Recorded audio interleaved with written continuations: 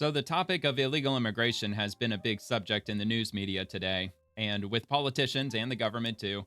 A lot of different things going on. Immigrations and customs enforcement are still recruiting with big sign on bonuses, and the FBI, they've been catching high profile illegal immigrant criminals, and the DEA, they've been making progress with the cartels and drug busts. And the Trump administration, they announced the National Guard will be dispatched to 19 different states in order to assist with illegal immigrant processing for deportations. And Trump is also talking about sending in the cavalry into cities like Chicago and New York City and elsewhere. The local politicians, of course, they're heavily pushing back. Not for the right reasons, of course, but they just simply don't want their numbers to dwindle because that might threaten the number of congressional seats they will be eligible for.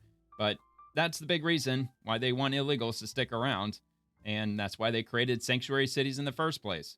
If illegal immigrants provide any valuable service to these sanctuary cities, it's the ability for shady companies to hire human beings for below minimum wage, well below minimum wage, completely taking advantage of them. So there's a lot going on, like from The Independent, One American News, Fox News, and so on and so on and so on. So there's a whole bunch. So I'm going to get into some of this today, or right now, actually. What I meant to say was all this came out today. Like this one from Breaking 911 came out about 6 hours ago. 39 illegal immigrants arrested at a nightclub in Butler County, Ohio. Sheriff says, if you're here illegally, you need to go back. They received complaints about recent violence. Let's turn this up a little bit. Or at a nightclub on Dixie Highway. He says that 2 shootings have now been linked to that club over the past 2 months. Jones also tells us, along with ICE agents, they arrested 34 illegal immigrants at the club on Saturday. 5 others were arrested during a traffic stop. They arrested all of them at a club. Good grief. The President of the United States has put the priorities on these operations, and there's going to be more of them. And I've told people, if you're here illegally, you need to go back. They'll make it easy for you, but if you get rounded up in these operations, you will not be allowed to come back to the United States ever. No, right now, though, you it's won't. not clear exactly when they could appear in court. Yeah, I mean, they're cutting them off. If you get caught inside the country and you're here illegally, even if your visa's expired, they're going to permanently expel you from the country and you're not going to have a chance to come back. So that's something they really need to think about. Now, people who are self-deporting, that could be one of the incentives that they may have to self-deport. I don't know the answer to that. However, it wouldn't surprise me at all if the federal government does offer them a pathway to apply for legal residency if they self-deport right now. If they just turn themselves in, you get a free plane ticket back, and you get $1,000, probably in cash, once you return back to your home country. They're offering that right now. And 1.6 million illegal immigrants have self-deported since the Trump administration began, the second term of the Trump administration. So, and I'm sure it's probably approaching 1.7 as of now, because they announced 1.6 million like about a week ago.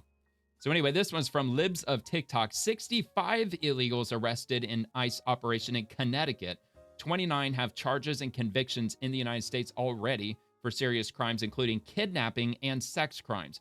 Others were members of gangs or wanted in their native countries. Connecticut Democrats had a press conference this week to support a state rep who doxed ICE's live locations.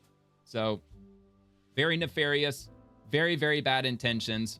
And Democrats are only just trying to make things worse. They're trying to make it impossible to deport them because, again, they want them for their congressional numbers. That's what they want. That's why these Democrats are pushing back so heavily. It's not because these are poor, innocent human beings.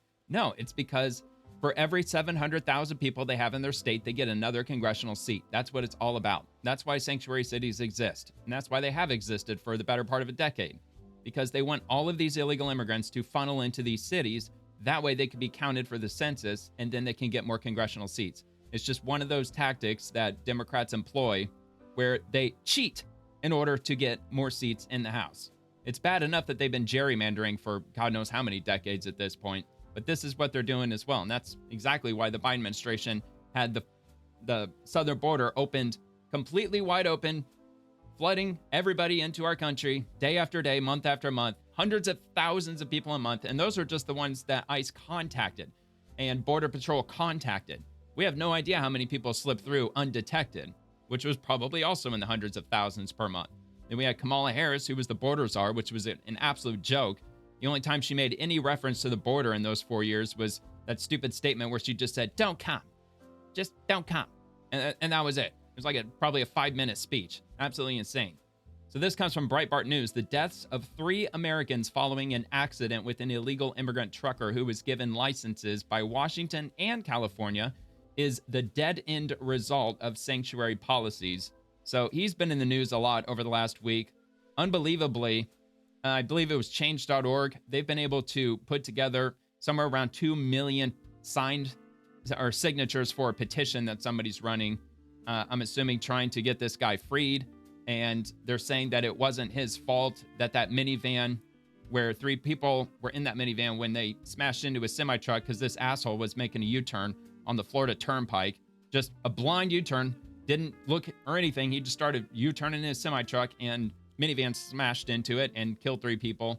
Well, the people on change.org, they're claiming, at least they believe, that it wasn't this guy's fault, that it was actually the driver's fault, the minivan's fault, that they weren't paying attention.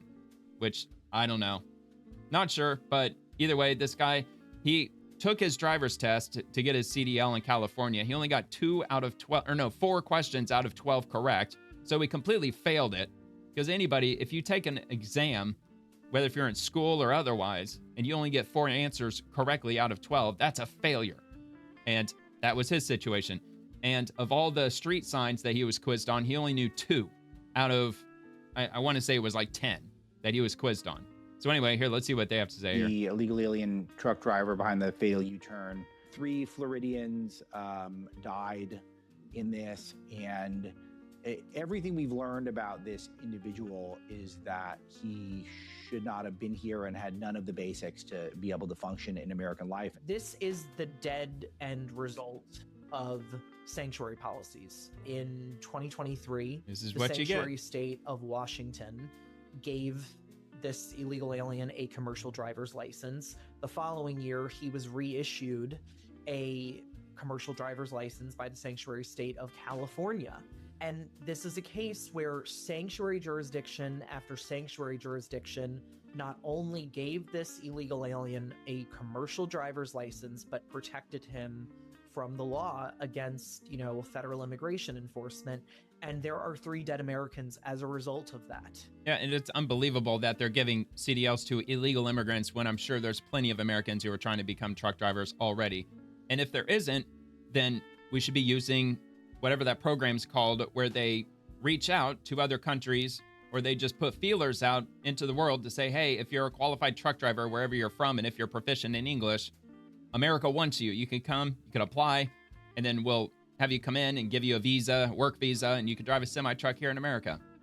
That's what they should be doing if we don't have enough Americans that are applying to be truck drivers. So anyway, this one, also relating to the same guy, petition supporting illegal immigrant trucker accused of killing 3 people gets 2.2 million signatures. This is from the New York Post. I thought it was 2 million, but no, it's 2,200,000 signatures.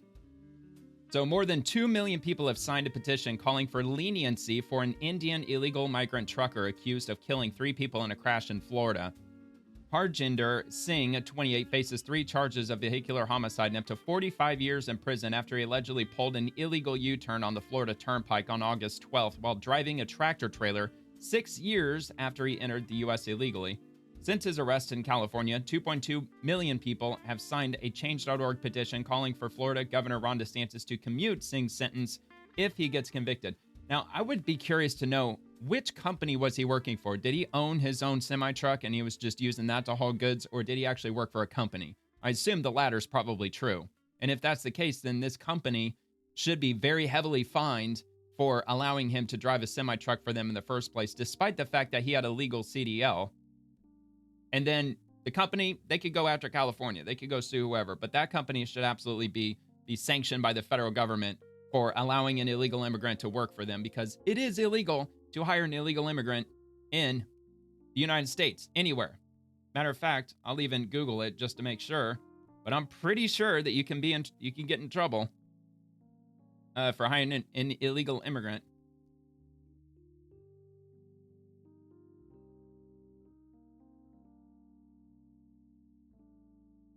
Let's see what progressive Google has to say. I'd rather ask Google than ask Grok because Google tends to be a little biased to the left. Yes, look at this. Yes, companies face significant civil and criminal penalties for knowingly hiring or continuing to employ illegal immigrants. Penalties can include substantial fines, prison time for managers and executives, and debarment from government contracts. However, the legal standard for prosecution is knowingly, which can be difficult for prosecutors to prove beyond a reasonable doubt. Yeah, I get that. It could be difficult, especially if the guy has a CDL that was issued by either California or Washington State, which he does. So I guess in this one particular circumstance, it might be hard to definitively prove that he was here illegally. Although during the hiring process, they ask for your social security number so they can run your credit, for example. There's a lot of companies, they don't want to hire you if you've got terrible credit, especially if you work or if you're applying to a financial company. They definitely take that into consideration. So they get your pedigree information, and then they'll check your taxes because they're going to have to file for your employment taxes anyway. So I'm sure it's probably not that difficult to determine if you're a hiring manager, whether if this person's here illegally or not. But look, I've never been a hiring manager, so I don't know. Maybe it's not so easy. So anyway, this was a tragic accident, not a deliberate act. While accountability matters, the severity of the charges against him does not align with the circumstances of the incident, the petition reads. Manisha Kaushal, the creator of the petition, signed it. Collective Punjabi youth and many of the commoners in support appear to be Indian nationals. It was an accident. He made a terrible mistake, not a deliberate choice to harm anyone. He was working hard to support his family like so many of us, and one wrong decision changed everything. A 45-year prison sentence is not justice, one commenter, Marvy, based in Sydney, Australia, wrote. See, look, that's also another problem. These 2.2 million signatures, they're not from American citizens, clearly, because this person is from Sydney, Australia. So you could get 100 million people signing the petition, but if only a couple thousand are from the United States, then the rest of them, it's, as far as Ron DeSantis is concerned, he's going to see those as completely irrelevant. Matter of fact, just this one person commenting alone would be enough ammunition for Ron DeSantis to say this is not a legitimate petition anyway, because people from outside the United States are signing it. Why don't you get me a petition together from U.S. citizens only, and then maybe I'll consider it. But I don't know. What do I know? 45 years of imprisonment, is it fair for a young boy who left his home country to have bright future, support family? Dude, this dude ain't a young boy. This dude's a full-grown ass man. What the fuck are you talking about? So a second user based in Mississauga, Ontario, wrote, Singh's family in his home village in India's Punjab region have also spoken out since news of his arrest, calling for him to get a more lenient sentence. I mean, look, like, they're from freaking Canada. They're not from here either. His age is 28. All right, hold on. Relative, speaking from the village of, okay, so close to the Pakistani border. This is yet another person who's not from the U.S. Indian politicians have also weighed into the controversy after Secretary of State Marco Rubio froze commercial truck driver visas in the wake of the Delhi crash. Look, I think that was rightful. I think he should have done that, especially because this guy in particular is not proficient in English. He only knows, I don't know if I would consider it to be either broken English or no English or just a little bit proficient in English. I don't know. They just, according to the officials, he wasn't proficient enough in English to have qualified to get a CDL. And when he was asked about certain street signs, not sure how basic those signs were. I don't know if they asked him like what a simple stop sign was, but he apparently, out of the 10 that they asked him, he only got 2 of them correct. So anyway, let's move on to the next one. By the way, the rest of that article, you can read it. I'll have it in the description if you want to check it out. So Rep. Vern Buchanan, a Republican, the illegal that killed 3 innocent Floridians, failed his safety test, but that didn't stop liberal sanctuary cities from giving him CDLs anyway. House GOP's One Big Beautiful Bill, of course, they got to reference that, gives ICE the authority to hold sanctuary states accountable. Again, it's over on the New York Post again. And when did they post this? Okay, so this was yesterday at 8:40. But I included this one because it's in the same, it's talking about the same guy. So, illegal migrant truck driver in deadly Florida crash failed English and road sign tests despite getting licenses from 2 sanctuary states, probably because those states didn't even quiz him in the first place. They're like, oh, you're illegally here, right? And you want to be a truck driver? All right, you got it. Here you go. Probably didn't get a vision exam or anything. The Indian immigrant truck driver accused of killing 3 people in a crash where he made illegal U-turn on the Florida Turnpike. He flunked English fluency and road sign tests following the smash-up, the U.S. Department of Transportation revealed. Harjinder Singh answered just 2 of 12 questions, not 10, 12 questions correctly when being tested for English language proficiency by the Federal Motor Carrier Safety Administration after the April 12th crash.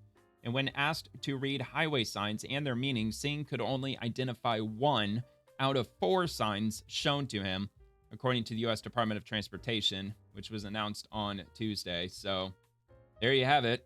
So he failed his test, even post-accident. He couldn't get any, but just a couple. 1 road sign, and he got all the other questions except for 2 incorrect. So we'll move on to a different topic.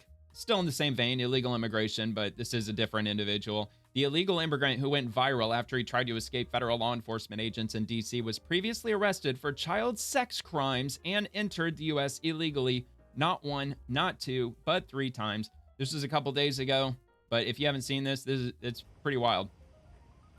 Now, he is speaking Spanish. I don't think they have the captions down here, but I have seen a video, not published by Daily Wire, but a different video. Someone explained that he's screaming that I'm a citizen, I have a family, I'm allowed to be here, you're arresting the wrong guy. But after they took him into custody, which they knew who he was because they've been looking for him for a while, and when they found him, they confirmed he was exactly what they were looking for. And yeah, he's convicted of child sex crimes, and he's entered the country illegally multiple times after he had been deported. So here we go. But maybe they do have captions. I don't think they do, but they might.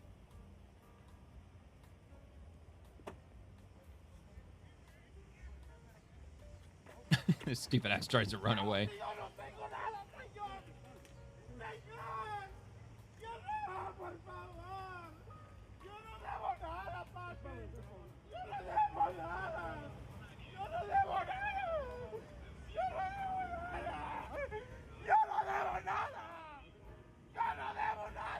And you can only imagine how the left was framing this.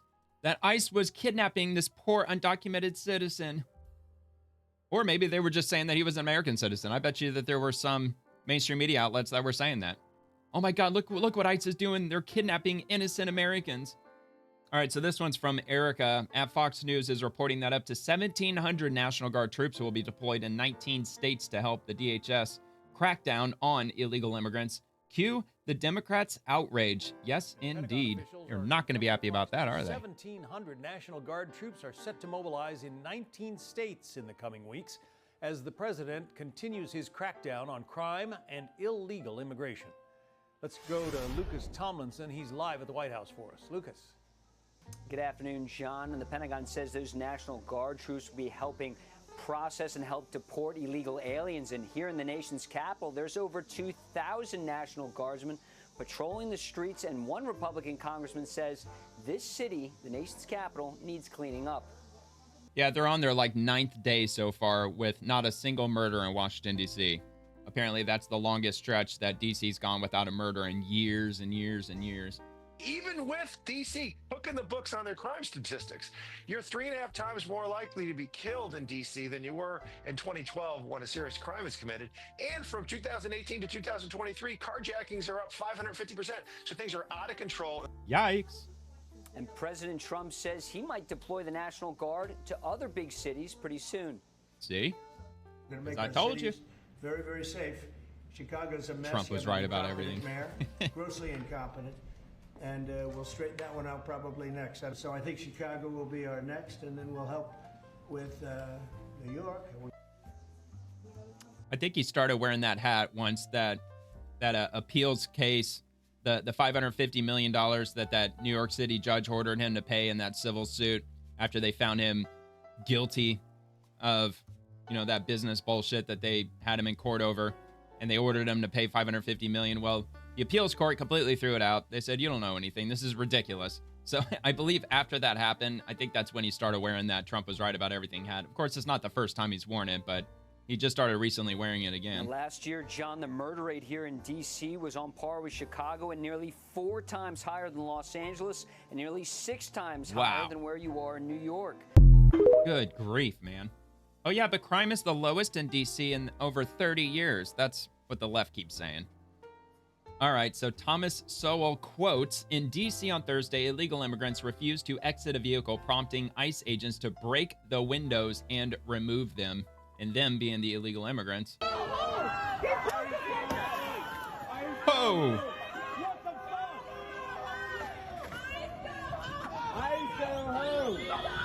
You hear all these brain-dead lunatics screaming, ICE, go home! Oh my God!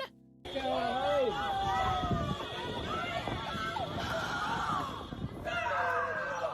People are psychotic. ICE, go home! It's probably like 11:30 on a freaking Friday. Like, go to fucking work, ICE, y'all. go home! ICE, go home! ICE, go home! ICE, Well, they are gonna go home as soon as their shift's over. Go home! ICE, What the fuck does this mean? ICE, go home. ICE, go home! We are home. We're ICE, sending go them home! home, dicks. ICE, go home! What are you guys doing? Send them home. Send them home.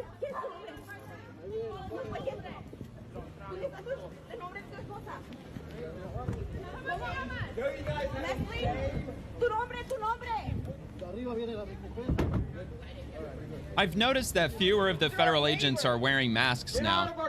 It's almost like they're calling out the left on it. Get out of our neighborhood. Fucking idiots. And what's hilarious is that the ones that they're apprehending right now, they're wanted. They're wanted criminals. They've already committed crimes inside the United States in this city that they're probably in right now. They've committed crimes, and the judges, they let them out with no bail. No bail at all. Yeah, we don't care.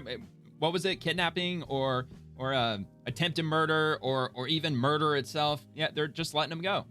Like, oh, that's okay. You could just come back to your, wait till your next court date. Yeah, you're free to leave. And then ICE, while they're in custody, they'll call those jails or they'll speak to the officials in these cities and ask them to hang on to them because they need to be deported because not only are they here illegally, they're now breaking American crimes, committing heinous crimes in many cases, and they don't even take their call. They don't even answer it. They'll just let them go as soon as they're arraigned in front of a judge. And these are the people that they're arresting right now. And then they're going to start working on others. Of course, if they happen to come across illegal immigrants that are simply illegally here, they cross paths with them, of course, they're going to round them up and deport them as well. But anyway, so that happened. And this one is from Vince Langman. Whoa, too big. All right, where did I go? Where did it go? Here we go. All right, Vince Langman. I could watch these videos of ICE agents arresting criminal illegal immigrants all day, especially when they cry like little babies. Oh, yeah?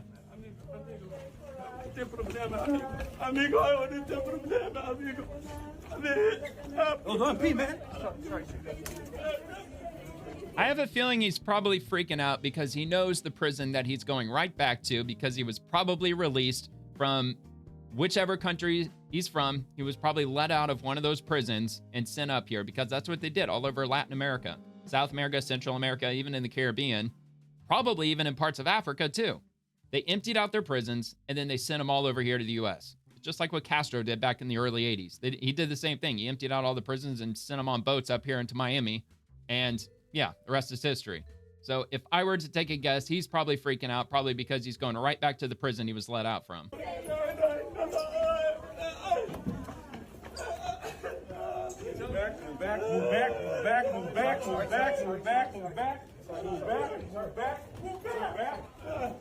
And all these fucking left-wing media photographer assholes are here trying to frame it like, oh my God, they're kidnapping this poor innocent man. All right, so that happened. And The Independent want to know 4 ways ICE is training new agents and scaling up. And this is an article that they posted today at about noon. We'll have a look at this. Immigration and Customs Enforcement is an agency inside the Department of Homeland Security that is integral to President Donald Trump's vision of carrying out the mass deportations he promised during the campaign, which, by the way, has a 78% approval, meaning 78% of Americans are in favor of mass deportations. Deportation officers within a unit called Enforcement and Removal Operations are the ones who are responsible for immigration enforcement. They find and remove people from the United States who aren't American citizens and, for a variety of reasons, no longer can stay in the country. Some might have gone through immigration court and a judge ordered them removed, or they were arrested or convicted of certain crimes, or they've repeatedly entered the country illegally or overstayed a visa. ICE also manages a growing network of immigration detention facilities around the country where it holds people suspected of immigration violations. Overall, its activities and how it carries them out have polarized many Americans in recent months. No, look, it's not immigration and customs enforcement. They haven't polarized shit. It's the left mainstream media. They've been the ones polarizing everything because they're trying to convince people who are either low IQ or they're extremely gullible or both that they're out there just arresting innocent people. But if you enter the country illegally, you're not an innocent person. You're a criminal because you came in illegally. So after years, when the number of deportation officers largely remained even, the agency is now rapidly hiring. Congress this summer passed legislation giving ICE $76.5 billion with a B in new money to help speed up the pace of deportations. Look, and that's all taxpayer money. We all have to pay that. We all have to pay into this, and probably 90% of the people that they're going to have to round up, they came in during the Biden administration. So, I mean, $76.5 billion. How much does that break down to every American? Oh, wait, hold on. I'm doing it backwards. 76.5 divided by, I don't know. Let's do every American man, woman, and child. So that's $225 for every single American man, woman, and child. Whether if you were born literally yesterday or if you're 115 years old, we're all on the hook for $225 each in order to pay for this ramping up of ICE agents in order to get rid of all the illegal immigrants that came in during the Biden administration. Realistically, taxpayers, it's probably more like, what, $700, maybe $800 that each one of us has to cough up in tax money, which, I mean, let's be real, it's just going to be chalked up to the national deficit, and God knows who's going to end up paying that off. So anyway, to help speed up the pace of deportations, that's nearly 10 times the agency's current annual budget. Nearly $30 billion is for new staff. Last week, now hold on, for new staff. So I know it's not just for 1 year. At least I'm assuming it's not for 1 year. This might be like a 5-year amount. But if it were just one, I mean, how much are they paying them? Let's say they're paying them like, what, $75,000? That's probably high, I would assume. But 30 billion divided by 70 or 75,000. Oh yeah, man, that's an insane number. 400,000 agents. I doubt they're hiring that many. But if you divide that by 5, then yeah, about 80,000 agents. That sounds a bit right. So maybe that $30 billion is pertaining to 5 years worth of ICE recruitment. I'm assuming. I don't know. I'm just assuming. But anyway, last week, the Associated Press got a chance to visit the base in southern Georgia where the new ICE recruits are being trained and to talk to the agency's top leadership. Here are details about 4 things ICE is doing that came out of those conversations. It's surging hiring. They currently have 6,500 deportation officers, and they're looking to beef them up additional 10,000. And they're offering bonuses up to 50 grand. They're also offering up to 60,000 student debt relief as well. And they've already got 121,000 applications. And new recruits, they're being trained at the Federal Law Enforcement Training Center in Brunswick, Georgia. I'm going to kind of skip over that because I actually have a video where I'm going to show them going through training. And let's see. Intel said the agency tracks every time officers use force as well as anytime someone attacks its officers. And 121 assaults from January 21st through August 1st. And so on and so forth. So there's more of the article that you can go through, which I've got linked below. It starts with independent.co.uk. If you want to check the description, you can read the rest for yourself. So this is from One America News. DOJ investigates whether crime stats were manipulated. Vice President J.D. Vance says the National Guard is stepping in. Watch weekly briefing here. So this may in part pertain to illegal immigration. It's kind of hard to separate the two these days because a lot of the crime that they're reporting in the media has to do with illegal immigration and illegal immigrants committing crimes. So I figured I would include this because there might be something in here pertaining to it, but we'll see. Well, I think that crime statistics all over our country were massively underreported because a lot of people would pick up the phone, they'd call somebody, they'd try to get help, and nobody would show up. If you look at wait times, at 911 response times all across our country, but certainly in Washington, D.C., they were way too long. And that wasn't because of the D.C. police. That was because there was too much crime and too few law enforcement agents on the street to bring order and decency to this city. You talk to these guys. I talked to 3 police officers earlier. I've talked to the National Guard. They are so happy that they've been empowered to do their job, which is to make American streets safe for American citizens. And I think that I'm sure, empowerment is probably going to keep on going until we make America, and D.C. in particular, a safe place again. Well, it's interesting, Jonathan, of course. See, what the Democrats and the left-wing media is freaking out about is that Make America Great Again. It's a slogan that's actually being effective. It's actually a slogan that they're actually standing behind. Instead of what was Obama's, like, change we can believe in. Like, what do you mean change? Yeah, we changed, but not for any of the right reasons. A lot of us have been to Union Station. That's where the vice president was. Union Station, an absolutely exquisite building, beautiful. It was restored about 30 years ago. Just a jewel. But when you go there, Hey, dude, that's to do with anything, but okay. With homeless people, people asking for money, people on drugs, people doing drugs, people selling drugs. People have been shot there. People importing them, trafficking them. And certainly you don't feel safe. And I think that's why the vice president was there. He's trying to shine a light on what's going on here in Washington, D.C. The irony, of course, is you had all kinds of, presumably, D.C. residents shouting at him and obviously very angry that he was there. Yeah, because they're politically brain dead. I mean, they're gullible. They've been brainwashed in many ways, whether if it's at universities or if they've just been watching the legacy media. If you watch the legacy media for a few hours a day, I mean, you tend to get politically radicalized to the left, which they know that. And that's why they're doing what they're doing. And they've been doing it for like 10 years. So a lot of these people, they're just gone at this point. Like, there's no way that you can try to center them and actually show them the real world for what it really is. Try to give them, the red pills, so to speak. No, they've eaten like a box full of blue pills, and they are just so completely just entrenched in the matrix. Unbelievably. So this is from Fox News. Trump says he could send the National Guard to Maryland to address crime. So he's even talking about Maryland now. Not just Chicago or New York City. He's even talking about, I'm sure, Baltimore. I'm sure that's what he's probably speaking about. Now, I don't know if this is a video pertaining to the article. It's a blank.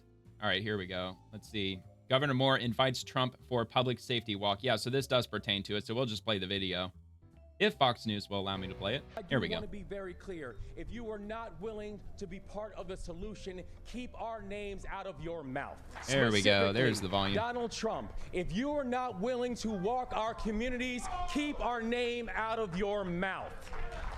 If you are not willing to stand... If you're not willing to walk around in our crime-riddled city by yourself, then don't talk about us. Like, what the fuck sense does that make? I don't get it, dude. People, keep our names out of your mouth. Hours after making that speech, Maryland Governor Wes Moore because it's so safe in Baltimore. President Trump to visit his state for a, quote, public safety walk after deploying the National Guard. Yeah, right, dude. You do it first. This, of course, is as Baltimore even he was won't do it, I the bet. Fourth most not without clearing out everything. States by U.S. News and World Report. Here to react all is the blue, host of the all blue Angela cities. Avila show Of course. on WBAL News Radio. Probably in all sanctuary Baltimore. too. Angelette Aviles joins us now. Angelette, thanks for joining us this morning. Thank you for having me. I love talking to radio show hosts because they get calls from the community, sometimes from around the state. So I know this has come up on your show. What are your listeners saying?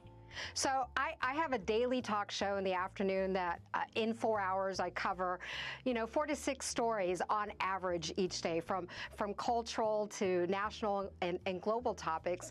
But what sets us apart is the local and state and regional stories. And when you combine a local story with national, oh boy, it gets people riled up. And a lot of folks, because our station is based out of Baltimore City proper, a lot of people weighed in and they are frustrated to hear that Wes Moore, our governor, continues this battle with Trump. And people are asking why. Well, they better vote accordingly. Does he keep, poking the bear, so, quote unquote, and they feel like Wes Moore is more focused on, running for president, basically. Sure. And this is so ironic that the Democrats are doing what they're doing, trying to push back against Trump, because they're basically saying that, no, we want crime. If anything, we want crime to get worse because F you, Trump.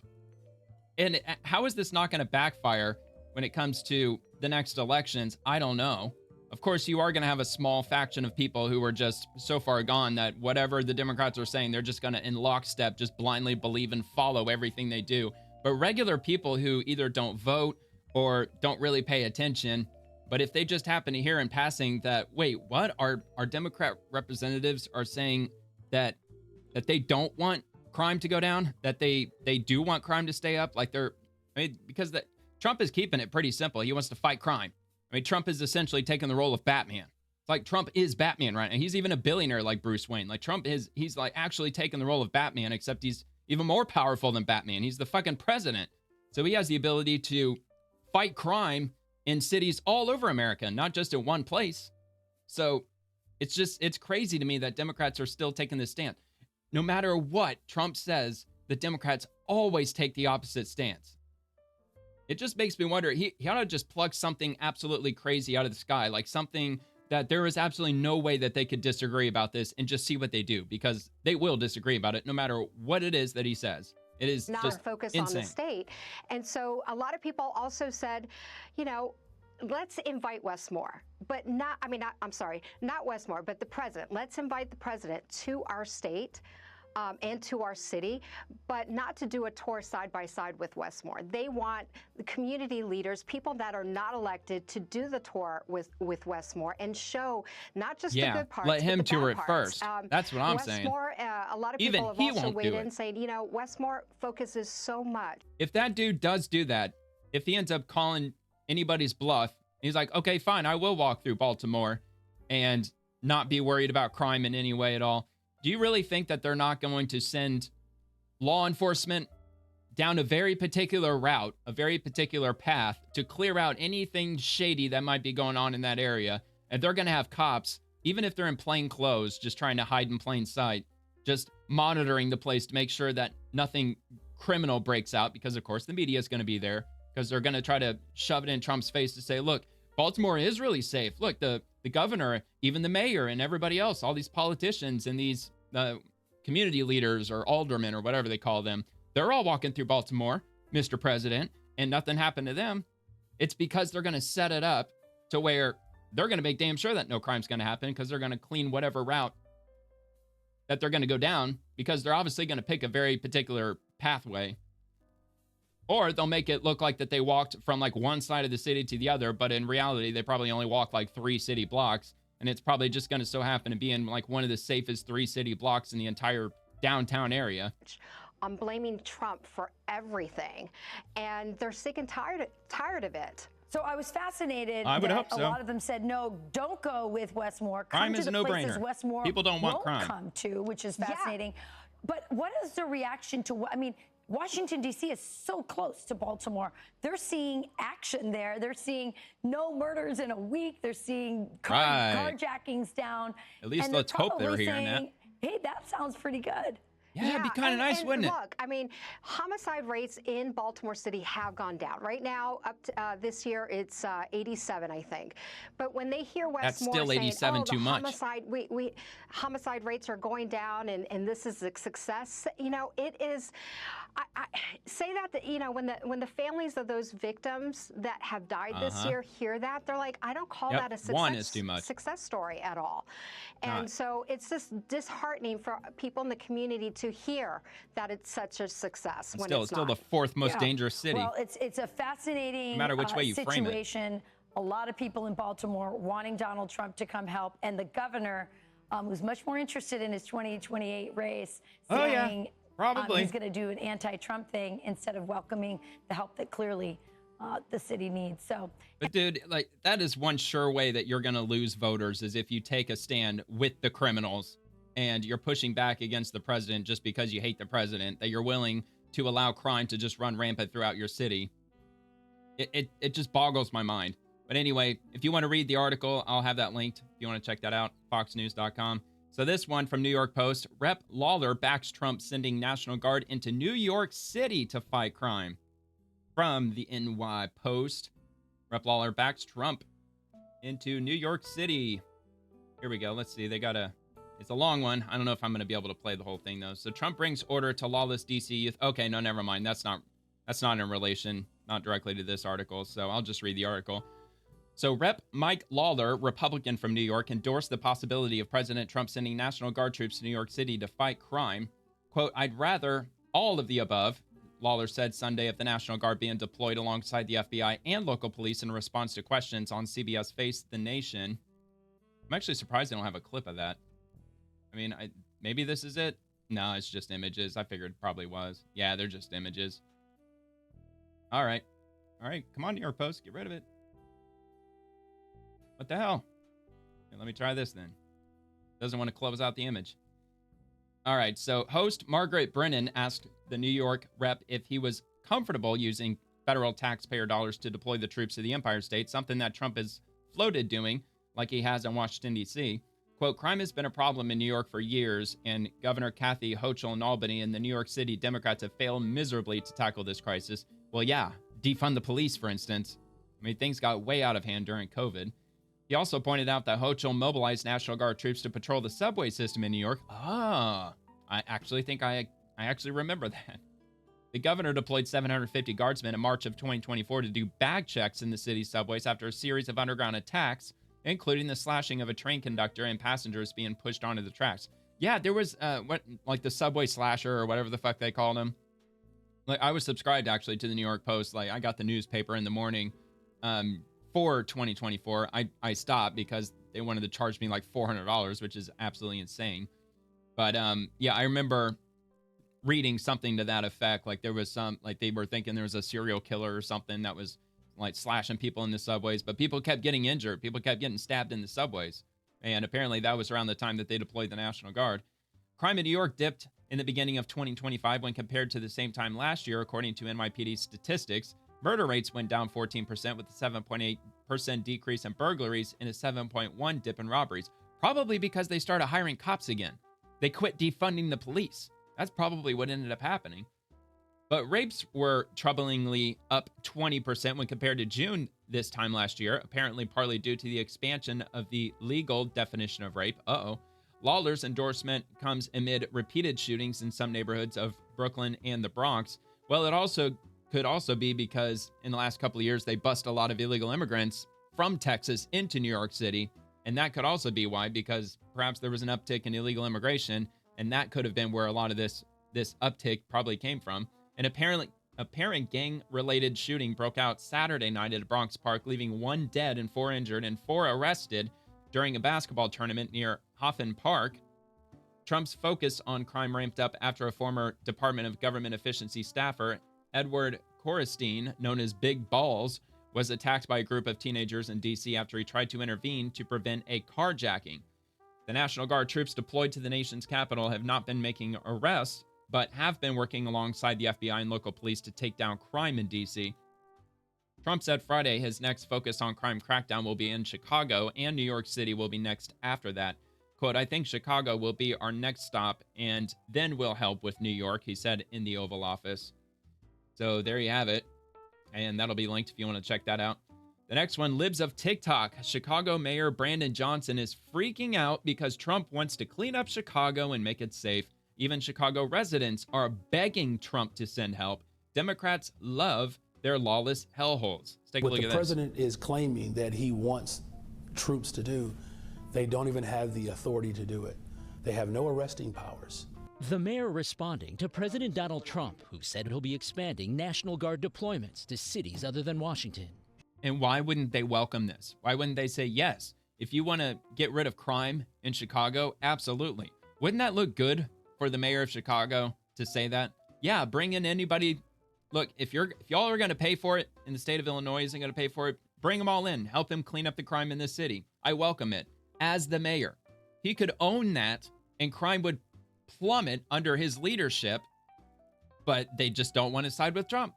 Even though individually, I think that would help him greatly. I think that would absolutely guarantee any re-election he'd be looking for. Chicago's a mess. You have an incompetent mayor, grossly incompetent. But nope, he's in the lockstep in the cult. That one out probably next. That'll be our next one after this. The president's Oval Office comments come as Chicago police data shows overall crime since the first of the year is down 13% compared to the same period last year. Probably because they hired officers after the defund the police bullshit. And violent crime is down 23%. I think he wants to provoke violence.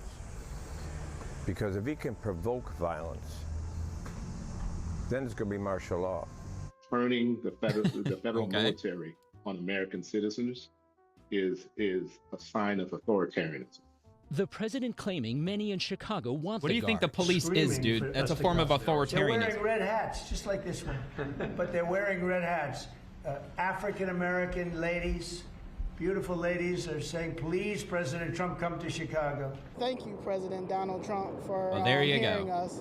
Zoe Lee There and you Daniel go. Carter Walters Chicago flips founded the red. conservative group Chicago Flips Red and says despite CPD's numbers, many don't feel safe. And if the Democrat They Party, would if they weren't only thing cheating. they can do to help us is tell us crime is down, then hey, we welcome the National Guard. As you should, because if they're going to tackle crime, why would the average Chicago citizen, some law-abiding citizen, why would they have a problem with that? Even if it was under Trump. It's not like Donald Trump himself is going to put on a Batman outfit and start taking care of crime personally. He's offering to send the federal government to help you. He's trying to help your city. He's not trying to make it worse, you assholes. So anyway, this is from the Detroit News. What to know? 4 ways ICE is training new agents and scaling up. So we basically already went over that, but I'll still link this. I mean, if they have it numbered, so it's urging hiring, preparing for conflict, it's beefing up specialized units for high-risk situations, and it's teaching agents who they can arrest and when. So that's the gist of what they're going over, which that was included in one of the last articles I just went over. So this is from Breaking 911. California woman passes out cash to illegal immigrants. People are starving for hope. Oh, We're looking wow. for people that are selling flowers so we can buy them. Hester Lee never thought she'd be doing this on her off time. We're going to keep on going. Driving around LA, recording every moment. Are you here illegally? Trying to buy out Yeah, whatever here's some free street money. vendors are selling. We can't turn a blind eye. We cannot become desensitized to what's actually happening to this community. Fearing they might be targets of immigration agents. We live side by side, breathe side by side, work side by side. That is our neighbors. That's the people that we And these are the same people who get out of college and they complain that they can't find a job anywhere. Not even entry level, not even low skilled, not even like a Starbucks barista or something on that level. A lot of these college graduates are coming out and they're saying like, look, I can't find anything in the field that I got my degree in, so I'm just trying to find something just to get started, and I can't even find that. Well, if you have countless thousands of illegal immigrants living in your community who are taking these entry level jobs, well, but see, they just welcome them being there. I guess they just don't even think about that, apparently. literally these streets with.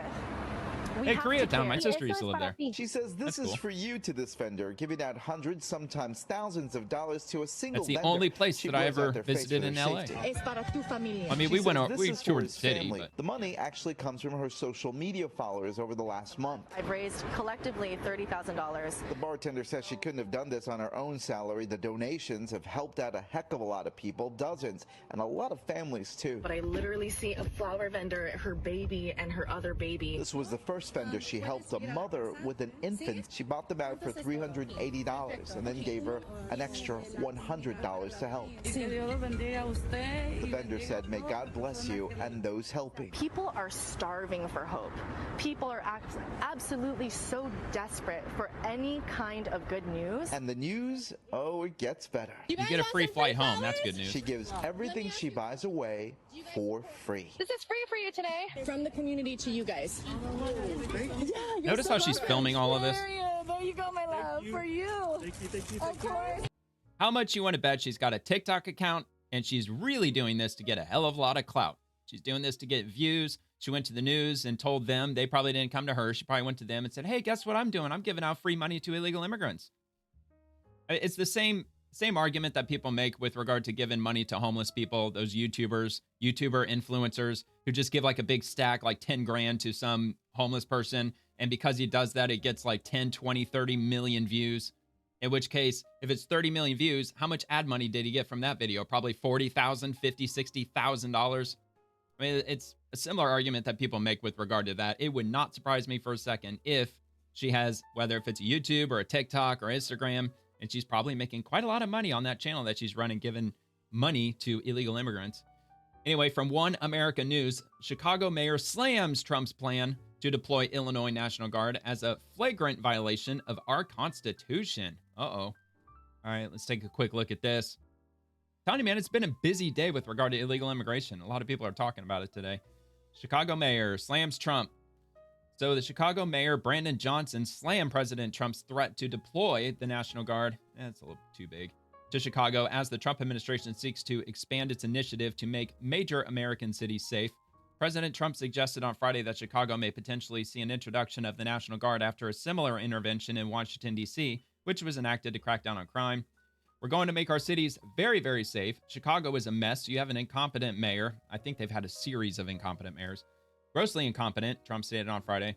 We'll straighten the one out probably next, and that will be our next one after D.C., and it won't even be tough. And from MAGA voice, I'm in tears. Trump has listened to the people in Chicago. He says he will bring the National Guard into Chicago after they are finished in D.C.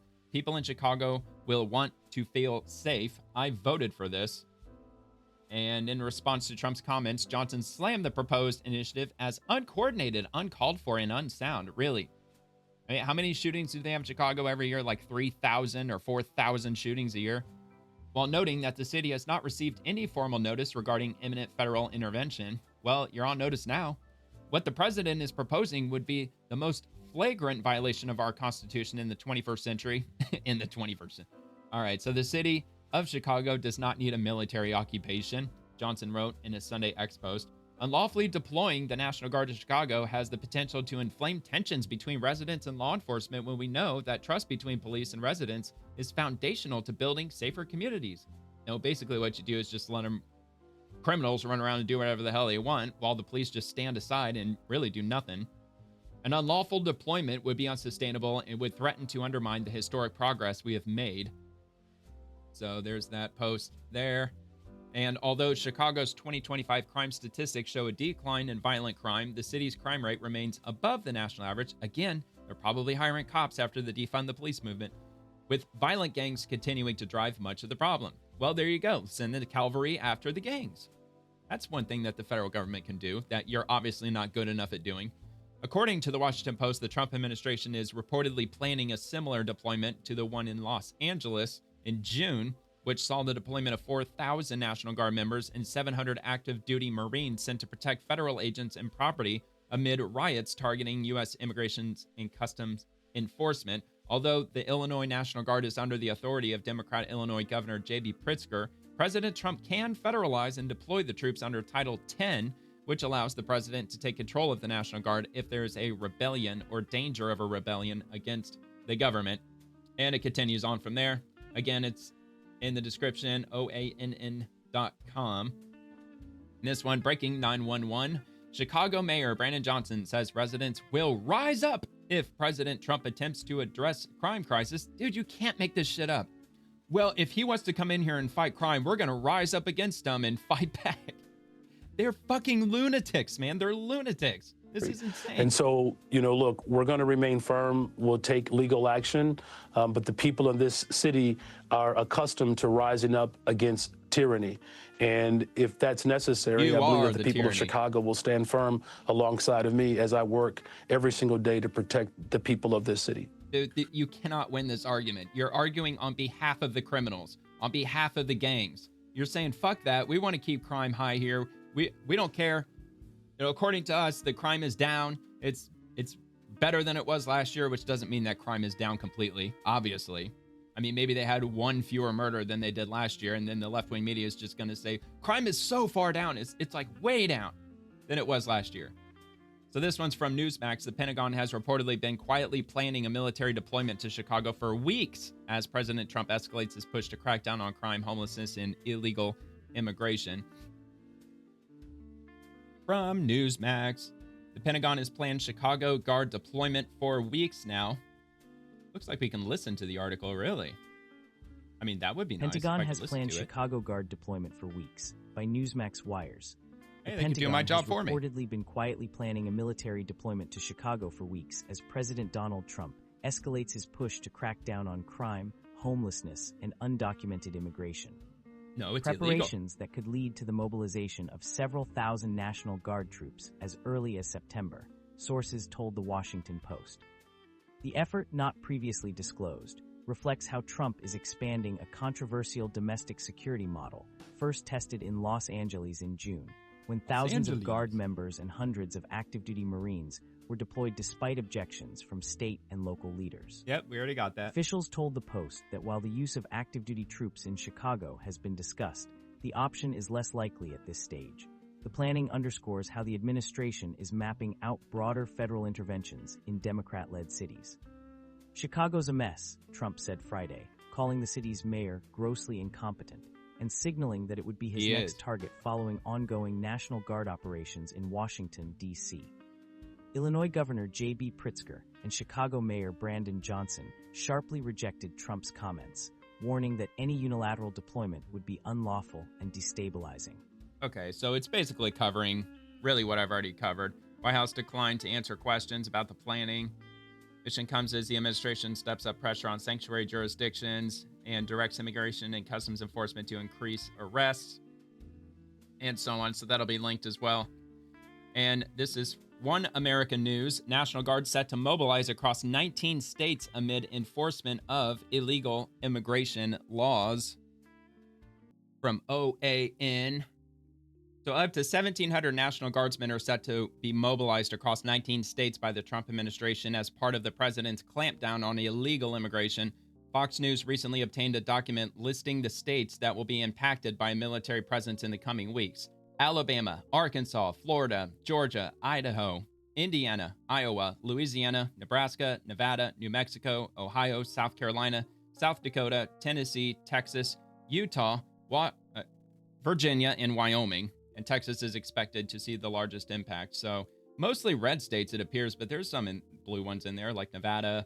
I mean, Nevada's kind of close, but New Mexico is definitely a blue state. So that's going to be happening. Oh, yeah, here we go. Tonight, 1,700 National Guard troops are now set to quiet. mobilize across 19 states over the coming weeks. They are going to help Homeland Security execute a sweeping federal crime and immigration crackdown that is underway now. The order is effective August through mid-November, Fox News is learning. And a U.S. defense official tells Jackie Heinrich and Liz Frieden the National Guard being mobilized will effectively serve as a support pillar. All right. So more than a week into Trump's crackdown on crime in D.C. using the National Guard, the White House is denying the notion that the new plan is simply an expansion of the militarization of the nation's capital. Yeah, of course. Dude, they're trying to crack down on crime. Once crime is cracked down, or crime has been efficiently been extinguished, then okay. Although I kind of would see maybe on the other side, because when does it stop? Does it stop when crime is literally non-existent? Because that's never going to happen. It's never going to be possible. You're never going to forever eliminate crime unless you do some like Minority Report shit and you have some way of determining crime before it even happens. So, but I think they put a timetable on it though, didn't they? Like it's like 2 months or 3 months or something like that before they just kind of, all right, we got it all under control. We're good. If it gets out of hand again, then maybe we'll have to redeploy everybody. But so in the Oval Office on Friday, Trump said, I think Chicago will be our next, and so on. So I think probably for the most part, I think we already got the information in this article. But again, like all the others, it'll be linked. So Homeland Security on August 20th, ICE agents were conducting targeted immigration enforcement at 100 Montgomery Street in San Francisco. As law enforcement attempted to carry out its sworn duties, anti-ICE rioters surrounded and assaulted 4 federal agents outside the building. The agents sustained injuries from pepper spray deployed by rioters. One individual, Adrian Guerrero, a U.S. citizen, was charged with assault and destruction of federal property. According to court filings, Guerrero slashed the tire of a government vehicle and threatened to stab a law enforcement officer. Our brave ICE law enforcement are facing a 1,000 increase in assaults against them as they risk their lives to arrest the worst of the worst criminal illegal aliens. These acts of violence are fueled by sanctuary politicians' rhetoric vilifying our law enforcement. And there's the knife. And just an image of him probably going after the tire, I'm assuming. So this would be probably federally charged, I would assume. Because if not, I mean, if they throw him into the local jail, they're just going to let him out. Because that's what they keep doing in these sanctuary cities. They just let him out. Whether if they're illegal or not. I mean, if anything, the judge, I mean, maybe not every single judge in these cities are far left-leaning, but it wouldn't surprise me if the judge let them go and gave them their condolences and their thanks for helping protect our city from the evil big bad feds, Trump's feds, his Gestapo. All right, from Immigration and Customs Enforcement, here's an inside look at ICE officer training. Quote, it's an honorable position. I think the tide's turning and the American public is really seeing what we do for the community. Acting ICE Director Todd Lyons. I mean, it depends on who you're watching. Depends on where you're getting your news from. But we'll have a look at this and see what As the Trump administration intensifies the nationwide crackdown on illegal immigration, ICE is ramping up its recruitment. Our Alexis McAdams got an inside look at an ICE training center in Brunswick, Georgia, and she joins us now. That was a pretty world-class tease that you gave us a couple of moments ago. Let's see if you can outdo yourself here. Alexis?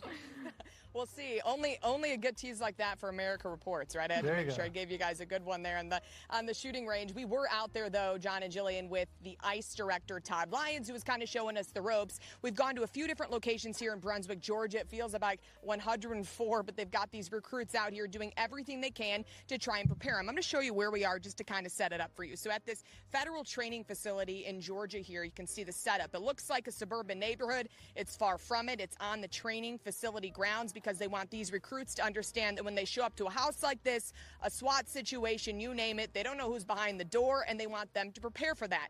This comes, as ICE says, they've seen huge boost in recruitment. It's an honorable position. It's a great position. I think the tide's turning. The American public is really seeing what we do for the community. And so far, the agency said they've had a lot of people signing up. We're talking more than 100,000 applications and counting. That's just since the beginning of the Trump administration. 4 in 10 applicants have military or law enforcement experience. They shared those numbers because they say some people are saying they're taking anybody just so they can get people on the streets, but they're really getting a lot of good recruits, according to the agency. They're also seeing people sign up because they offered a $50,000 signing bonus, and they dropped the minimum age requirement to 18 from 21. The training is on the shooting range and out on the driver's course, as ICE says they're going to focus on sanctuary cities and really flood the zone to get those agents ready to hit the streets. And back out here live in Georgia, it's not a secret when you talk to the recruits, when you talk to the head of ICE, you know, that they haven't received a lot of good publicity. Some people don't want these ICE agents anywhere near them or in their neighborhoods, but they've also received an outpouring too bad. of they're support coming as well. They had Superman sign up, too, to kind of get some of those people excited did. about Dean Cain. ICE, and it seems like it's working He as of did. now. John. Yeah, he signed Dean up, Cain and is he's gonna actually an going to be honorary one, agent. apparently. That'll be something to see. Alexis, great report. Right. Good to, We have good to him talk to you. tomorrow. Yeah, I think the actors you're talking about, I think it's Dean Cain, isn't it? He's the guy that was Superman and Lois and Clark back in the 90s. Yeah, he signed up to be an ICE agent, and he's actually going to go through like the actual legitimate training, and he's going to be an ICE agent. So that's wild. But anyway, so like it wasn't really my intention to give this a heart, but it's kind of frustrating with using X because it doesn't allow me to reorganize my bookmarks. So it just puts it on the list as I find it. So I'll click the bookmark, it's added to the list, and it's difficult for me to organize because throughout the day, I found other things not related to illegal immigration. So what I do, I give it a heart, and then I remove the bookmark, and then I go back to my profile, and it has all of my liked posts that I liked, and then I can reorganize it that way. So it's, I don't know, it's kind of a personal system that I have going on, but yeah, I didn't mean to keep it hearted because I don't generally like anything that I'm showing for any videos. It was just one I accidentally forgot to remove. I mean, as you've noticed, I haven't liked any of the other ones, but yeah, it was just a way for me to organize these bookmarks as well as I could.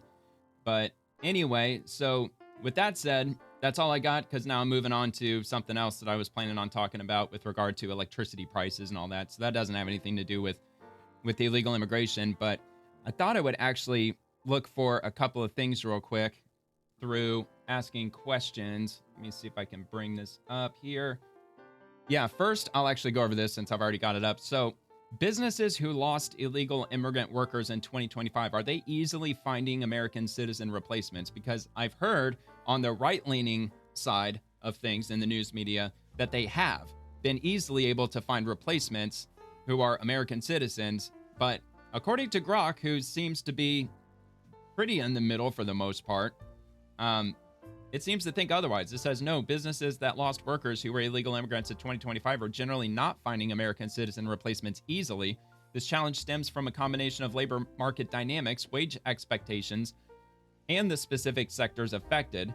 And of course, they break it down, but labor shortages in key industries. I know they're saying that construction is hit especially hard. However, if you offer a reasonable wage, I mean, look, Americans, they'll do any job if you're offering a fair enough wage for it. But if you're trying to pay them like $10 an hour to build houses, I mean, that's not a reasonable amount of money. I mean, even if you're paying them like $25-30 an hour, you're still going to probably make a profit on the houses. Given the fact that they're selling for like $400,000 today, it's absolutely crazy. But like I said earlier in the video, that if there's a shortage in construction workers and there's a lot of immigrants out there who are proficient in building homes in different areas of construction, do the same thing that I mentioned for anything else that we have a shortage of. Reach out to other countries.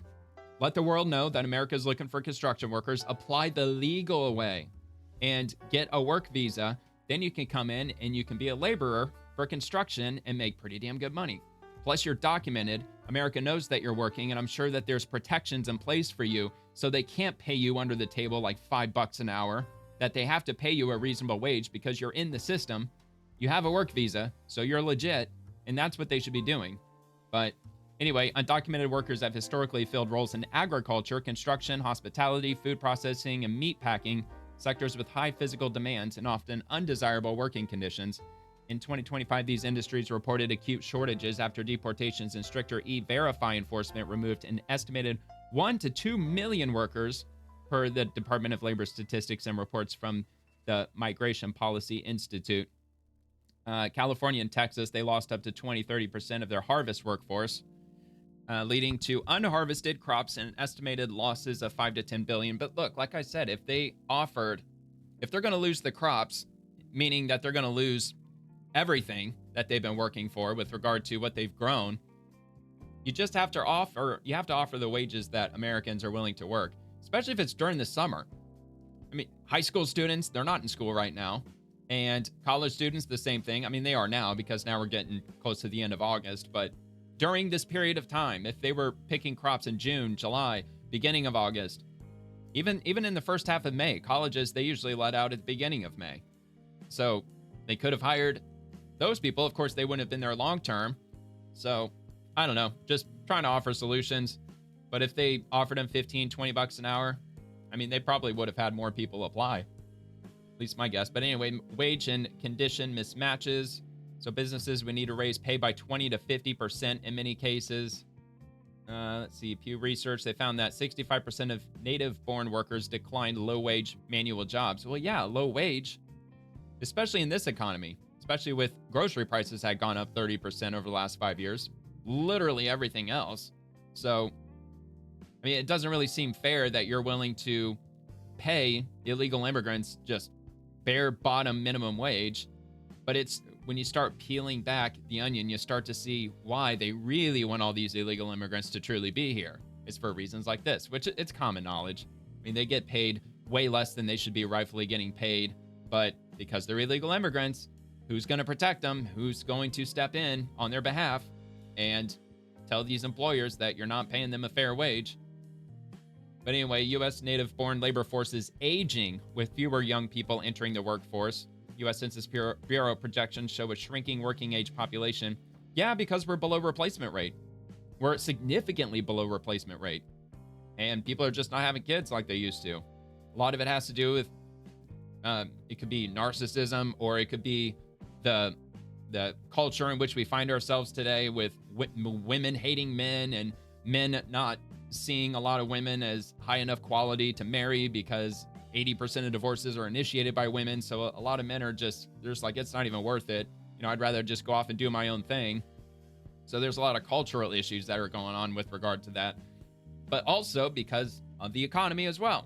Because a lot of daycare facilities, they're charging like $1,500 just for one of your kids to receive daycare, which one of the major drivers for why it's so expensive has to do with the insurance industry, because the premiums for daycare centers have absolutely skyrocketed like crazy, and it's forcing them to have to charge that amount of money.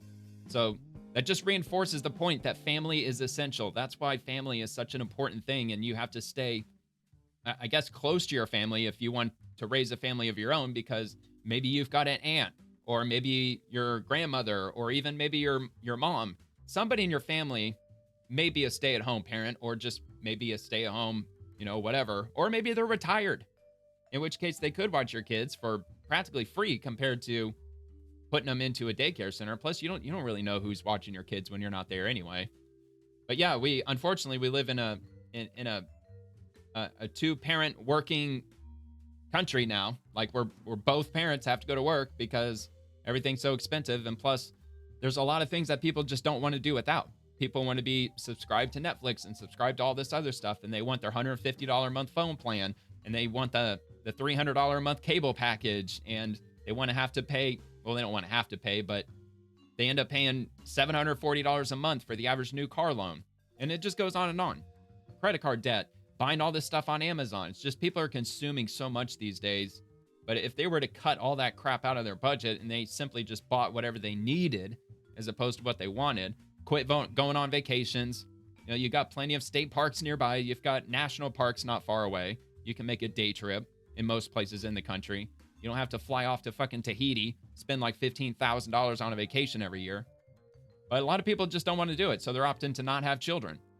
I mean, I know I got off topic. I got way off into the weeds with that, but, it's kind of irritating that our population is shrinking and there's not really any solution in sight unless you're listening to Democrats. They're like, well, let's just import everybody. Let's just import a bunch of immigrants and that'll replace our aging and dwindling population, which, yeah, I guess you could do that in the short term, but you're not going to keep the American values that we have by doing that. And you can look at Europe. They're the ones, like, they're doing the same thing, importing millions of immigrants from other parts of the world, and they're not assimilating to Great Britain's values or France's values, Germany's values. No, they're doing the opposite. They're bringing their culture with them, and they're insisting that those countries that they move to assimilate to their demands. So that's getting out of control, and that's not really something that's going to work out in the long term in any way, shape, or form. It'll end up turning us into a third world country in the long run. So anyway, that's the gist of it. So Grok, yeah, it says no, it's not so easy. They're not finding replacements as easily as I thought perhaps they would have, because that's what I've heard in the news. So anyway, let me go back and ask another question to Grok real quick. So are the top cities in crime also sanctuary cities? I'm just curious to know if they all are. Yeah. Yes, many of the top U.S. cities with high crime rates based on violent crime stats from sources like FBI data or Numbeo are also sanctuary cities. Examples include Chicago, New York City, Los Angeles, Philadelphia, and Baltimore. They're all sanctuary cities, and they happen to be some of the most crime-ridden cities. I believe there probably is a correlation between the two. I'm not saying that all the illegal immigrants are criminals, which technically, in the textbook definition, yes, they are, because if they snuck into the country illegally, they are criminals, because they're not supposed to be here, but they're here. But that's also just, look, sanctuary cities, they invite the criminal illegals, not the ones who just snuck into the country, the ones who are doing the drug dealing and the gang banging and all that stuff, doing all this illegal activity, carjackings and all that. So let me see if I have anything else. So I asked if companies are required to use E-Verify. I already asked that question, but I'll show you. Apparently, that is not a requirement. I thought that companies were required, and apparently they're not. Apparently it's optional, but there's a tax form.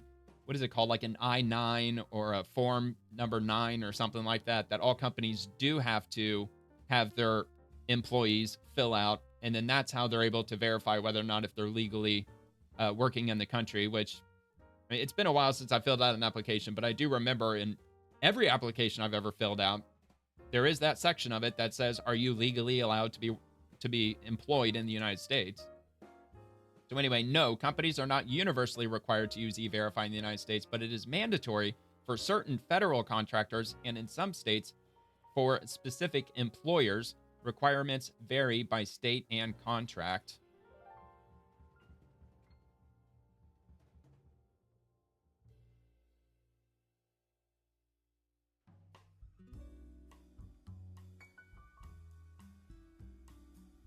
Let me just ask this real quick. It's something 9. It's an I-9. That's what I thought it was.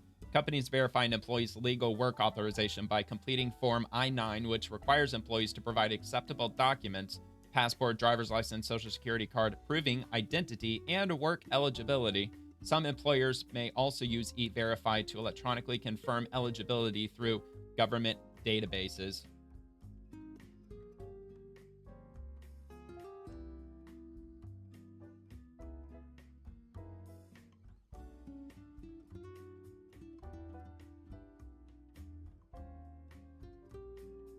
Let's see here. Companies caught hiring illegal immigrants may face civil fines, criminal penalties if knowingly done, loss of business licenses, or debarment from federal contracts. Penalties vary based on violation severity and frequency.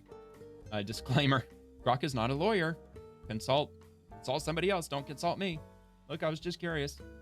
Which I can't remember if I asked that earlier in the video. I might have already asked that, but I'm just looking at a list I have on the side of the screen, just seeing if I got anything else that I was looking to find out. But yeah, I think that's actually the gist of it. So it's been a pretty busy day with regard to illegal immigration being in the news, especially with Trump talking about sending the National Guard to other cities. So of course, over the coming weeks, I'm sure it's still going to be a hot topic in the news as more and more ends up happening, as they keep deporting more. And plus there's people voluntarily deporting themselves. They get a free flight home and they get $1,000 once they get back. So there's a lot of people taking advantage of it because the federal government's saying, look, you can leave the easy way, which is that way, or you can leave the hard way, is that you can stay for now because we can't find you for now. But when we do catch up to you, we're going to arrest you and we're going to throw you into a detention facility. And then we're going to forcefully send you back whenever we get around to it. And then you'll just have to sit in this detention facility in the meantime, which who knows how long you'll be there. Probably not years, but you'll probably be there for a while. But anyway, that's all I got for now. So have a good night.